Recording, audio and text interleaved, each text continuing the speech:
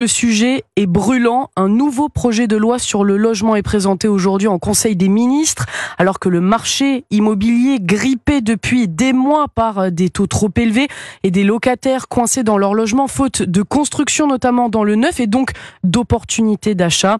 Il s'agit maintenant de trouver des solutions pour loger la classe moyenne, trop riche pour avoir le droit au logement social, mais trop pauvre pour pouvoir acheter.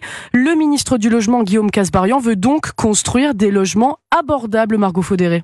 L'objectif du texte est clair, relancer durablement la production de logements.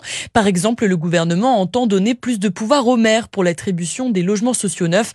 Encore faut-il avoir les moyens de les financer, regrette la sénatrice du Pas-de-Calais, Amel Gacquer. Quel est l'intérêt aujourd'hui pour un maire de construire dans sa commune quand il sait que derrière il devra produire davantage de services publics par exemple, mais qu'il n'aura pas forcément les moyens de les produire. Ces incitations budgétaires, fiscales ne sont pas du tout mises sur la table dans ce texte de loi. Surtout, la crise du logement en France n'est pas qu'une question d'offre, c'est aussi une question de demande. Mais le texte aborde beaucoup moins cet aspect-là. Pourtant, pour Jérôme Baloge, vice-président d'Intercommunalité de France, le vrai sujet de fond, c'est l'accès à la propriété. Ce projet de loi est une réponse de court terme qui ne peut pas être une proposition trop définitive. Je ne sais pas si le rêve de la classe moyenne ou de la majorité des Français est de rester locataire. Plusieurs acteurs prônent ainsi une décentralisation de la politique du logement pour permettre aux élus d'apporter des réponses locales, par exemple en renforçant le prêt à taux zéro. Margot Faudéré.